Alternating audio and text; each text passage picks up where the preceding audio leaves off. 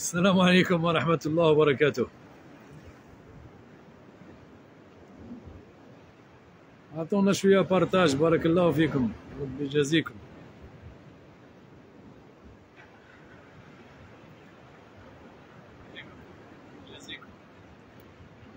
الصوت مسموع.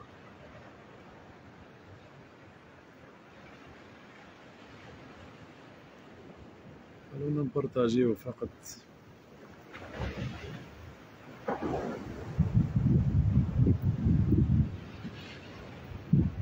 الفيسبوك كتبنا على الصوت انتم كذلك. طيب حاولوا نبارطاجيو في المجموعات، ندردشوا معاكم شوية على السريع ونخلوكم تروحوا تتعشاو ولا ترتاحوا.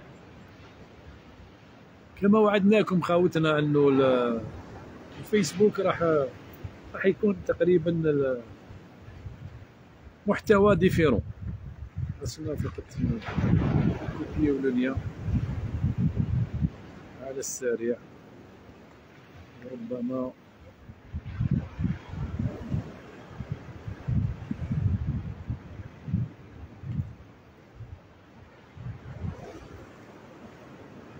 نحكيو معاكم على السريع. عليكم السلام عبد العزيز بوسعدية بوناسيرا فراتيلو.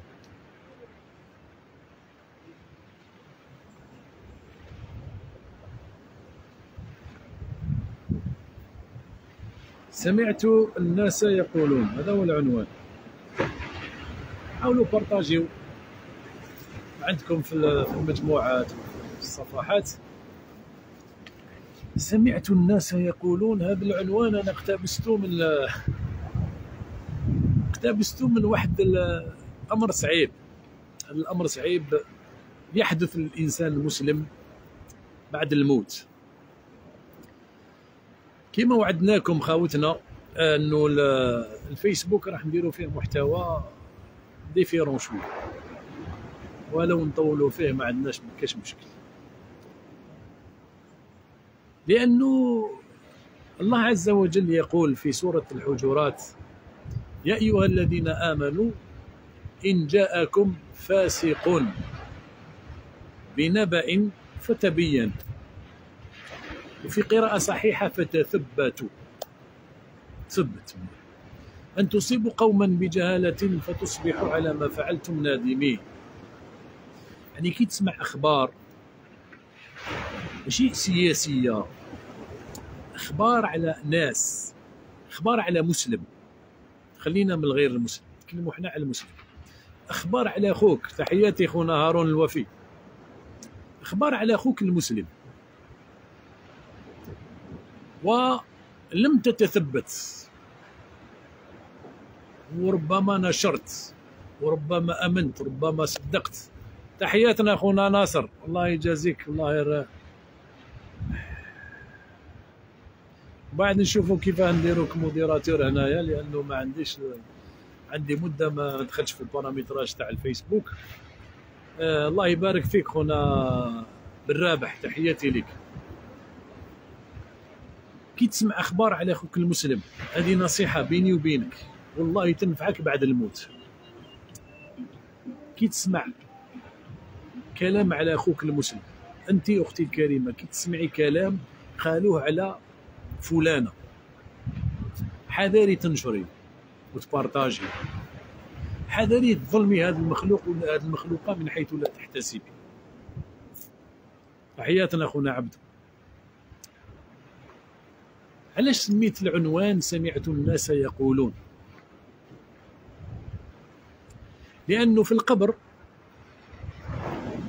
يجوا الملكان بعدما يدفن الانسان، ويروحوا الناس اللي شيعوا الجنازه ودفنوه، يجوه ملكان يسألانه 3 أسئلة. وهذه من رحمة الله عز وجل، أنه في الاختبارات في الدنيا كاع السؤال ما تعرفوش حتى يوم الامتحان.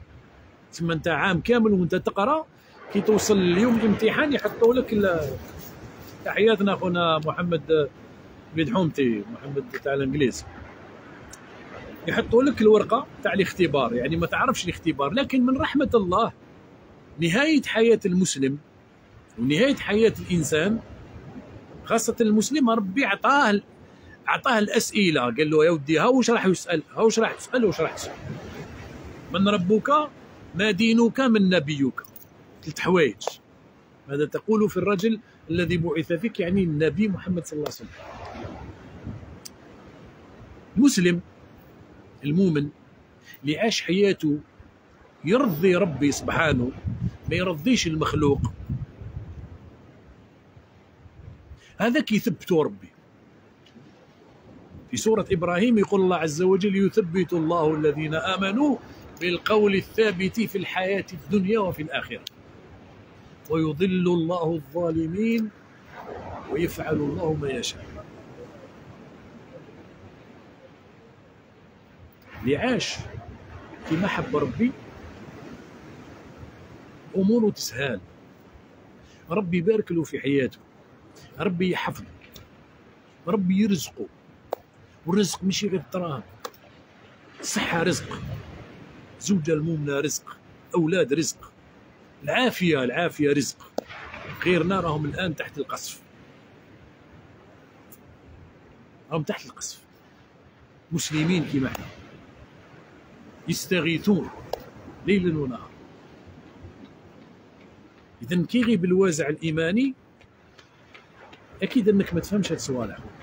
وشحال من خطرة قلنا أنت تنوض الصباح تغسل وجهك، كاين ناس تنوض تروح تغسل كيلة، نسأل الله العافية والعافية، ربي يعافي كاع المبتلين إن شاء الله.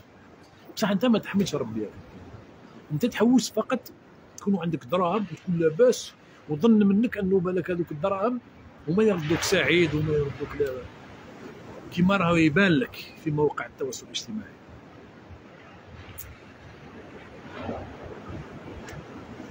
أنا عايش في أوروبا ومن بعد أخي الكريم مش دخل هذه في هذا. أنا عايش في أوروبا تشوف فيها نعصي في ربي يا أخي، أرضي أرض الله كاع، أرض واسعة وحنا صابرين. باش راك صابر راه طايح عليك القصف أخي الكريم، ماكش تاكل، راك جيعان، ما لقيتش واش تاكل، راك تبات في الزنقة. هاي جاوبنا راك تبات في الزنقة. قالوا انت عايش في اوروبا واش راك تشوف فيا ندير، يعني نفسق.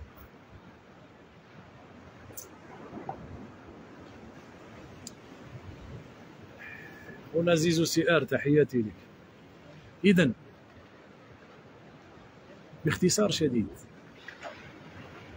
سمعت الناس يقولون، راح يقولوها بعض الناس، نسأل الله السلامة، في القبر. المؤمن ربي يثبته، المؤمن ربي يثبته. حتى في بعض الأحاديث لما المؤمن يقعد في القبر ويشوف الملائكة قبل ما يسألوه يقول لهم دعاني أصلي، خلوني نصلي. يشوف ظلمة في القبر يقول يدير في باله هو ما صلاش العصر ودخل عليه المغرب، اللي كان يعني علاقته مع ربي في الدنيا علاقة صلاة، علاقة عبادة. باغي تعيش المعيشة اللي راني عايشها يا أخي، هذه أرزاق سقها الله عز وجل. ومن يتق الله يجعل له مخرجا ويرزقه من حيث لا يحتسب. اتقي الله، صلي، اختك مدعاوي الشر تاع والديك، وادعي ربي يرزقك. ما عدا هذا يعتبر حاسد، والحاسد في ديننا منبوذ. وفيش تحسد بنادم؟ في دنيا. وشنو هي الدنيا؟ دنيا. لكن أخي الكريم، أفلم يسيروا في الأرض فتكون لهم قلوب يعقلون بها أو أذان يسمعون بها، فإنها لا تعمى الأبصار ولكن تعمى القلوب التي في الصدور. إذا كان قلبك أعمى ما تفهمش هذا الكلام. إذن المؤمن لما يقعد في القبر يقول لهم خلوني نصلي، واللي ثبتوا الله لما يسأل يقول ربي الله، دين الإسلام، نبي محمد صلى الله عليه وسلم. بالمقابل وهذا الشيء اللي يخوف، وهذا الشيء اللي درت له انا العنوان سمعت الناس يقولون. اللي يعيش في هذه الدنيا وما يعرفش ربي سبحانه، ما عرفش ربي، عاش في الملاهي وعاش في الشهوات وعاش في الحرام، وكي تجي تقول له اتق الله تأخذه العزة بالإثم. هذا اللي تخاف عليه إذا مات على هذه الحالة قبل ما يتوب، لأنه ممكن هذو الناس اللي راهم في الملاهي ممكن الله يتوب عليهم، ممكن ما ندخلوش احنا في قلوب الناس، ممكن يتوبوا قبل ما يجي ملك الموت يتوب، لكن اللي مات على شيء يبعث عليه. تحياتنا اخونا سيد احمد من المديه من القدماء ما شاء الله. عليكم السلام ورحمه الله وبركاته. إذن سمعت الناس يقولها واحد الناس للملكين في القبر لما يسألوا من ربك يقول ها لا أدري، ما دينك يقول ها لا أدري، ماذا تقول في الرجل الذي بعث فيكم يقولوا ها لا أدري. في واحد الرواية يقول سمعت الناس يقولون، والله سمعت الناس يقولوا بصح ما آمنتهمش، ما تبعتهمش. هذه الكلمة انت كي تسمع كذلك الناس يقولوا حاجة على أخوك ولا على أختك ولا على جارك ما تامنهمش، لأنه ممكن تكون مشارك في إثم وانت على بالك باللي الشيء اللي بينك وبين ربي يبقى بينك وبين ربي، بصح اللي بينك وبين العباد لو كارثة. يجوا الناس يوم القيامة بحسنات مثل الجبال يجعلها الله هباء منثورا. فهمت؟ علاش؟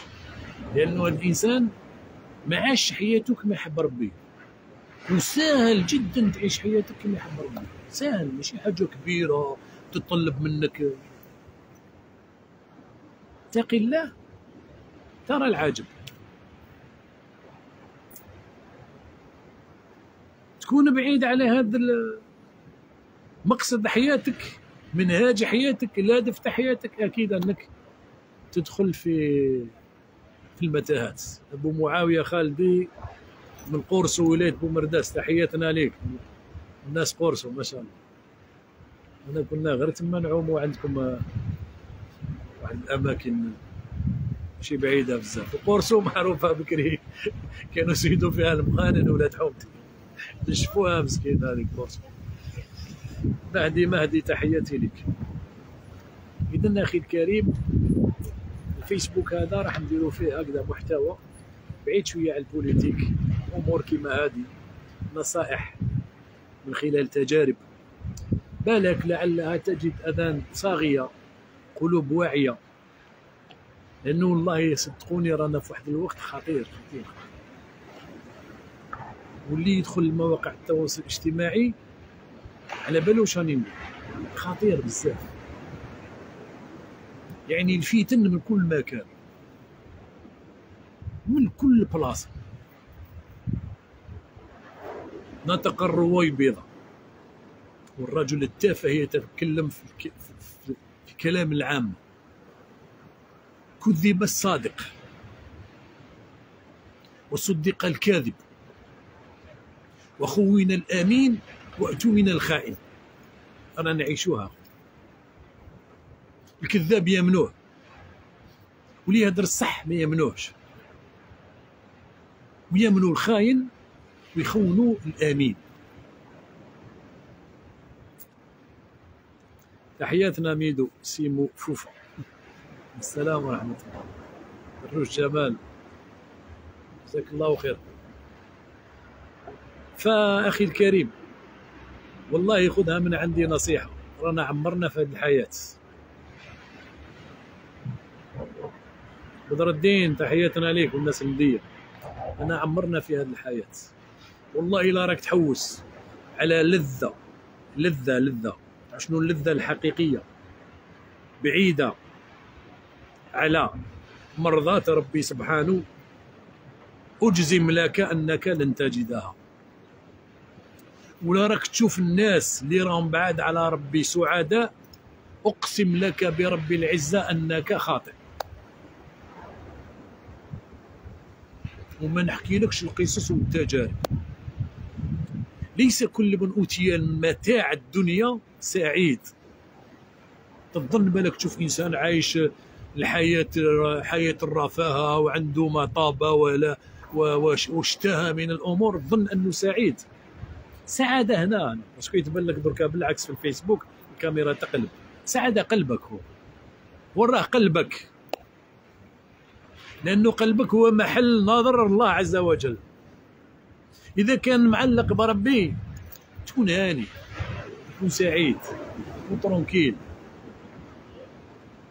حتى يتكلب عليك الدنيا كاع، لو اجتمعت الإنس والجن على أن يضروك بشيء لم يضروك إلا بشيء كتبه الله عليك.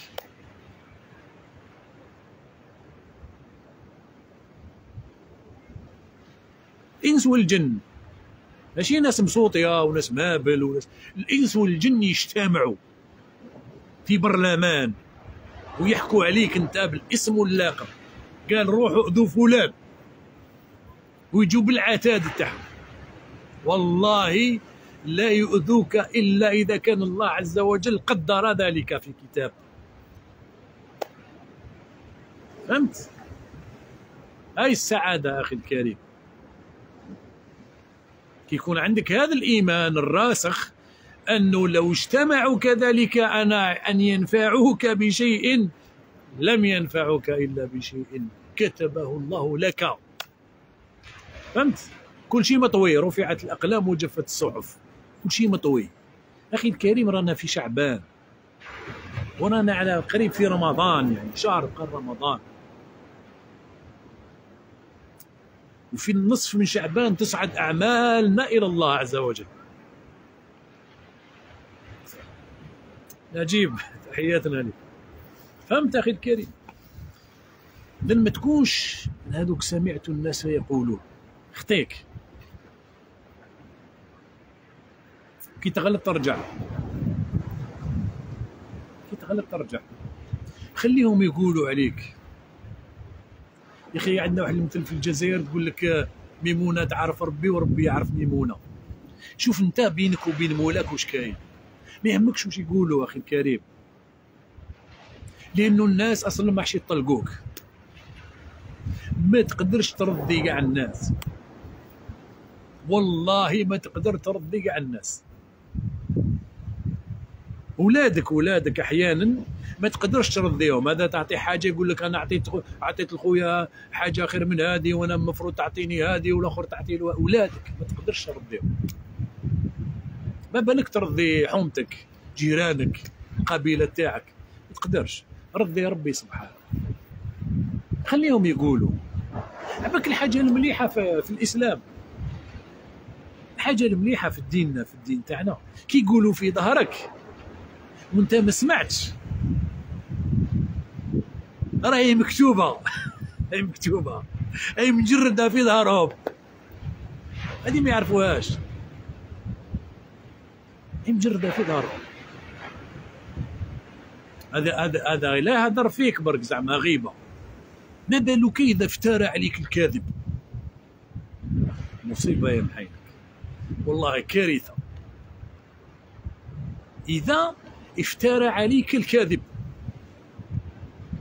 البهتان، قال فلان دار ودار ودار ودار ودار، ما هو دليلك؟ سمعت الناس يقولون.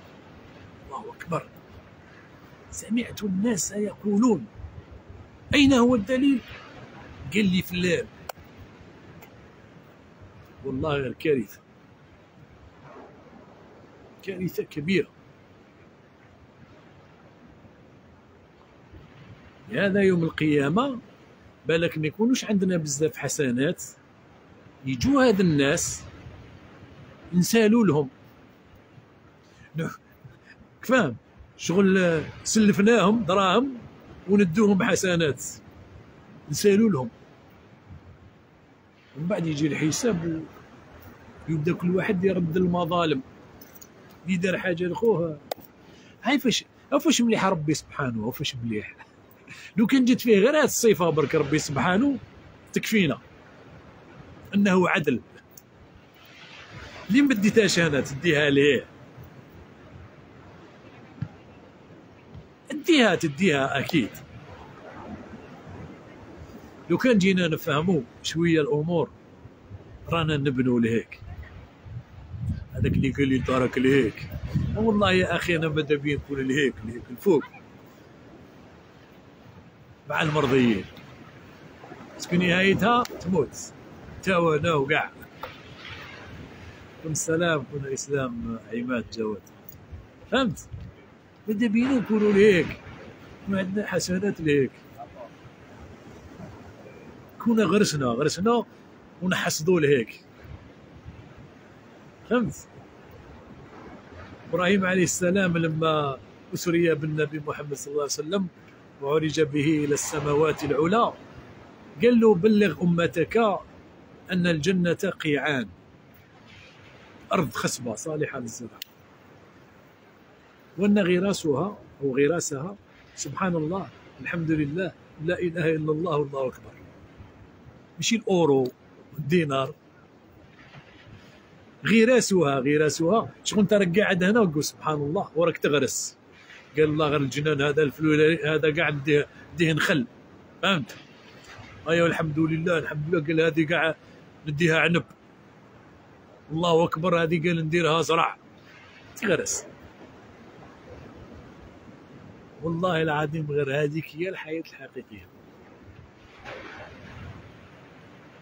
باسكو ما على بالناش ولا واحد على بالو كي يسافر، ما عندهاش موعد الموت.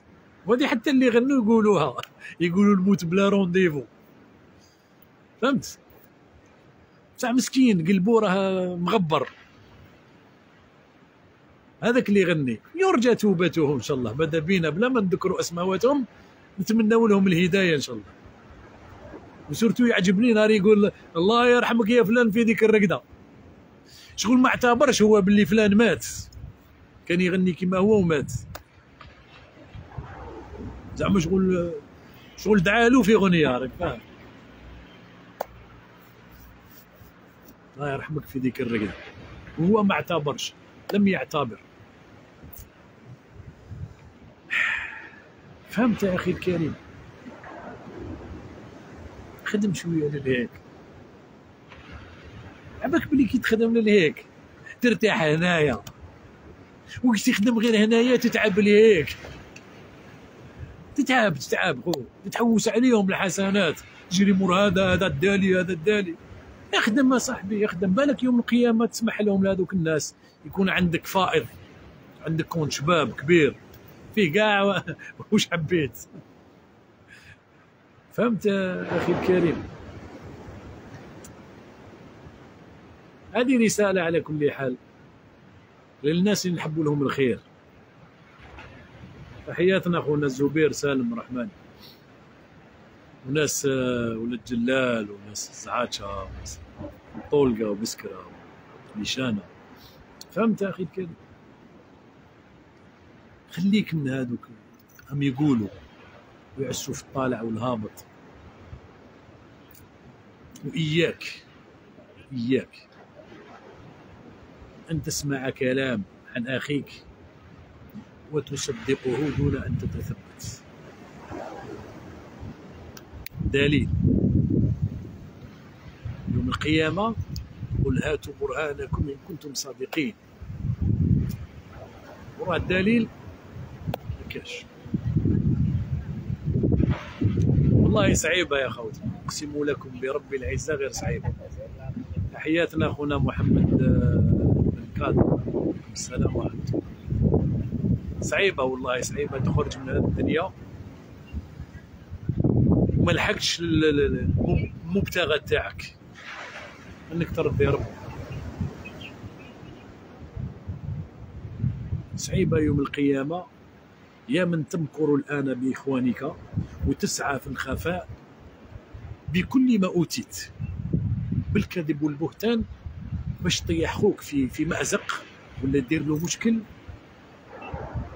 وتحسبونه هينا وهو عند الله عظيم. انت نخبر ملائكه راهي تكتب فلان تربص بفلان، فلان فعل في فلان، فلان يسعى لإيذاء فلان. مين تهرب؟ ووضع الكتاب فترى المجرمين مشفقين مما فيه ويقولون يا ويلتنا ما لهذا الكتاب لا يغادر صغيرة ولا كبيرة إلا أحصاها.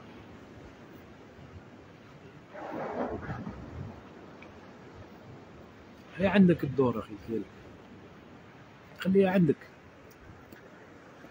دور في راسك. هل كي تأذي خوك هذايا ترتاح أنت؟ هل كي تبعث لخوك هذا الناس يأذوه يسرقوه يتعدوا عليه يديروا له أي حاجة، هل أنت ترتاح؟ هل تشفي غليلك زعما ترتاح؟ زعما تظن انها خلاصت شغل قصه وانتهت؟ لا يا حبيبي، هذاك من بدات.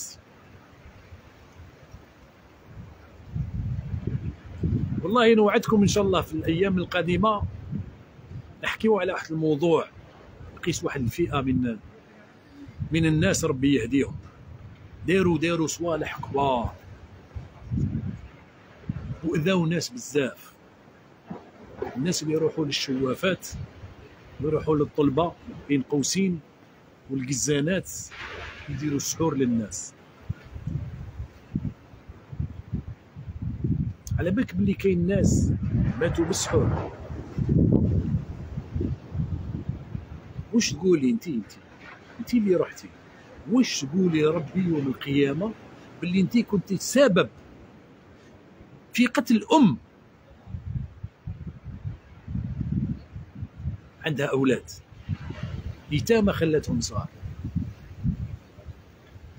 واش تقولي انتيا ربي سبحانه يوم القيامة اللي تسببتي في قتل فتاة غير ما تزوجت حسدا لأن بنتك ما تزوجتش،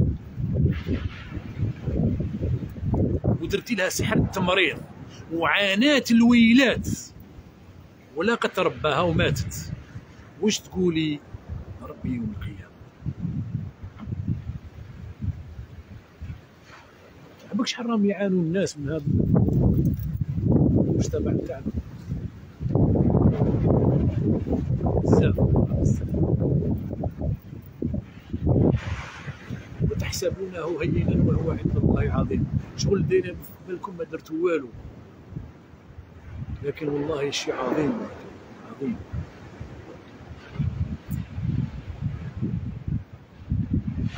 فرصة شعبان وفرصة رمضان باش الواحد يدير ميزاجور ويتوب. عيش حياتك اخي الكريم، دافع على بلادك، دافع على المواقف تاع الامه تاعك، بصح ما تنساش روحك، تخليكش هذا الامور تنسى روحك. ولا تكونوا كالذين نسوا الله فانساهم انفسهم اولئك هم الفاسقون. ما تنساش روحك، ارجع لربي سبحانه، توب الى الله. انت اللي راك شاد الميكرو تبرح.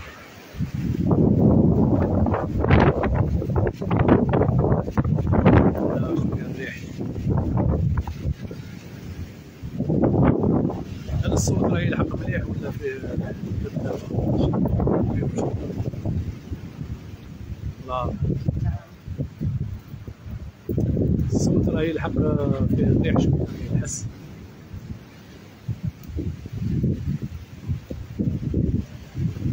المهم نخدموا ان شاء الله. احنا حابين نوجهوا رساله لهذاك يرفد الميكرو يبح يبرح ورجا رجا وهذه فلان وهذه فلان وهذه فلان. كذلك معي الامر 5 sur 5. لا راه بزاف ويا زيزو ما على باليش الا نختموا ان شاء الله وجل نشوفكم كيما وعدناكم تجوا الفيسبوك نديروا هذا النوع من الدردشات، نعاودوا يعني نديروا ميزاجور ونجدوا الايمان تاعنا. تحياتنا اخونا الشاوي. انت اللي رفضت الميكرو، هذه ثانيك، هذه ليك رساله ليك. اما لك فيما مضى معتبر، ماش تخافش تطيح سرسان انت تبرح، يجي ملك الموت يدي الامانه وش تقول لربي. والله واحد في تيك توك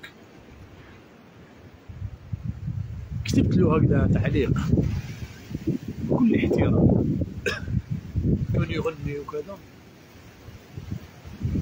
زعف وبلوكان، والله اعلم ماذا حدث بعد، لانه انا خرجت بلوكاني خلاص طحت من اللايف.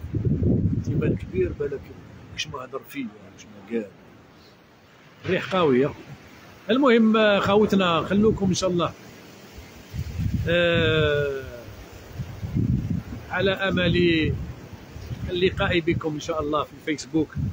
نوعدكم نديروا مثل هذه المحتويات اللي رانا محتاجينها يوميا. كان معكم اخوكم مصطفى التلمسي في هذا البث المباشر. دمتم في رعايه الله وحفظه. سبحانك اللهم وبحمدك، اشهد ان لا اله الا انت، استغفرك واتوب اليك. صلى الله وسلم وبارك على سيدنا محمد. الحمد لله رب العالمين. السلام عليكم ورحمه الله وبركاته.